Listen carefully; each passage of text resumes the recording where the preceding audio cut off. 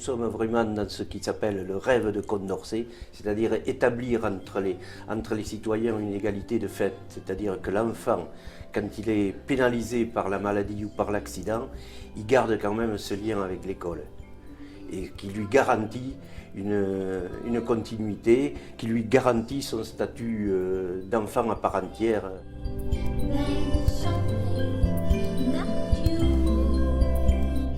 Ce qu'il y arrive, il le ressent comme une injustice flagrante. Donc sa maladie, il ne l'a pas demandé, il ne l'a pas réclamé. Et si en plus on va l'exclure du système scolaire, il ne comprendrait plus. Donc il faut au moins combattre cette injustice de l'exclusion scolaire par cette instruction à domicile, par cette instruction sur son lieu de soins. Il a le droit de continuer à progresser et je crois que c'est important, même quand le pronostic vital de l'enfant est engagé, de lui donner encore un projet jusqu'au bout. Que dit la galette? Écoute ma petite chanson. Je crois que c'était là. Vas-y, fais-toi, continue, c'est toi qui fais la galette. Je suis la galette, je suis la galette. Ben, il est demandeur, quoi. Depuis le départ, il a été demandeur. Il a envie de découvrir plein de choses. Comme je vous disais, bon, il ne court pas. Son passe-temps, c'est ça, quoi. C'est les jeux vidéo, c'est l'ordinateur, c'est voilà, les livres, les histoires, tout ce qui est... Les jeux. Voilà, et les jeux, voilà.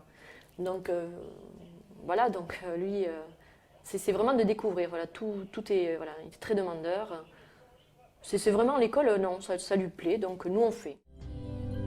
Tu te déguises. Qui est-ce qui se déguise? Très bien. Tu aurais pu me dire toi. Tu as fait attention. Des fois, j'y vais pas à l'école parce que je suis malade. À ton avis, est-ce que c'est important d'aller à l'école? Oui, pour rentrer en CE2 et pour avoir un joli boulot. Ça te plaît qu'il y a les profs qui viennent à la maison? Alors oui, ça me plaît, c'est surtout très utile en fait. Ça nous permet de continuer l'école à la maison et d'avoir le même niveau que les autres copains. Lorsque l'on fait intervenir des enseignants spécialisés, formés, qui peuvent aussi en parler avec d'autres collègues, vraiment par rapport aux problématiques certaines fois difficiles auxquelles ils sont exposés, on va limiter les effets secondaires à la maladie. C'est-à-dire que n'importe qui face à un enfant malade peut être pris par quelque chose de très compassionnel, par de la pitié, peut avoir peur, peut être effrayé, peut du coup être dans l'évitement, rejeter l'enfant. C'est des choses assez taboues mais tout à fait réelles dans la pratique de prise en charge de ces enfants. Quand on a des professionnels, on limite ça. Ils sont affectés, ils ne sont pas débordés, contaminés. Et quelqu'un qui intervient, qui est débordé émotionnellement, il peut avoir pitié de l'enfant. Le risque principal, c'est qu'il ne le voit que comme un enfant malade et plus comme un élève. Donc c'est aussi très important pour l'enfant. 11, 12, 13, 14. Alors, tu en as utilisé combien? 14. 14 flèches. Eh bien, tu peux les enlever, les 14 flèches, tiens. Je trouve que la relation avec Théo est intéressante.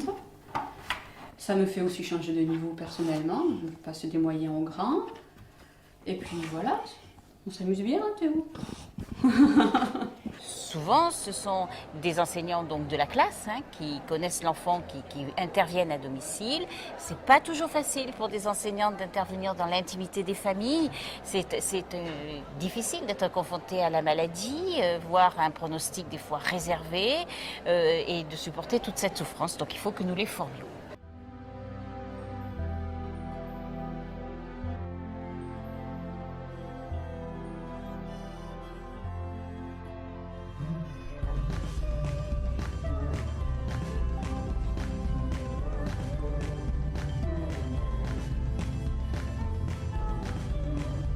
On a eu tendance trop longtemps à penser en termes de manque et de déficience. C'est-à-dire cet enfant ne sait pas faire telle chose, ne sait pas lire, ne sait pas compter, etc., ne peut pas se concentrer. Et finalement, il faudrait arriver à inverser un petit peu la machine, c'est-à-dire de se dire, mais de quoi a-t-il besoin en fonction des troubles qu'il a? Troubles de la santé, par exemple, s'il a une mémoire qui est un peu défaillante parce qu'il a un traitement important, il a du mal à se concentrer, s'il est tellement préoccupé par autre chose que par le fait d'apprendre à compter ou à lire ou à résoudre une équation en mathématiques, bon, de quoi a-t-il besoin et comment je peux essayer de m'adapter. Très vite, en 1 heure, on peut rattraper quasiment une journée en fait. Parce que bon, on ne fait pas tout. On parle un petit peu des leçons d'anglais, mais on n'a pas le sport à rattraper. Je lui montre l'art plastique, elle le fait après elle-même dans les jours qui suivent. En rattrapant l'essentiel, en 1 heure, on peut rattraper beaucoup de choses. Quand on travaille avec le groupe, on avance lentement, alors qu'avec une élève qui suit bien d'habitude, Pauline suit très bien, donc on arrive à rattraper beaucoup de choses en 1 heure.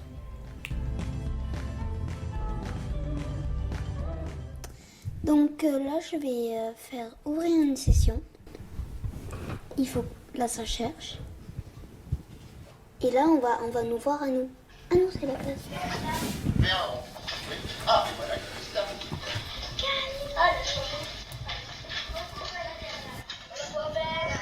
Elle voit ses camarades, mais ses camarades la voient. Donc si jamais pendant qu'elle est en train de suivre la visio, si par hasard elle écoute la télé, si elle s'est mal peinée, si elle n'a pas fait l'effort, si elle n'est pas habillée, etc. Voilà, ça l'oblige un petit peu à rentrer au-delà de son aplasie, donc de sa difficulté physique. Ça l'oblige à avoir une vraie vie sociale avec un minimum de présence. Quelquefois ces aplasies durent 1 semaine et demie. C'est 1 semaine et demie où elle aura passé un peu de temps à voir ses camarades et tout ça, et non à se lamenter, à dormir, à regarder la télé, à rien faire de spécial dans ce moment-là, quoi. Donc c'est une obligation et un plus pour elle. La visio, ça lui permet un peu de s'exprimer aussi quand elle est en direct avec son professeur. Et puis après, son professeur la laisse un petit peu avec les copines pendant la récréation.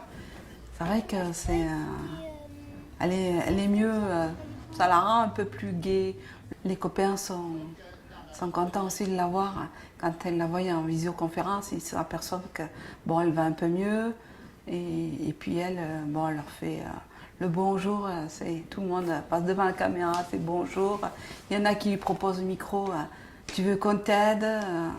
C'est vrai que c'est très gentil par rapport à tout ça. Ils savent ce qu'elle vit et donc ils sont là pour l'aider aussi, quoi.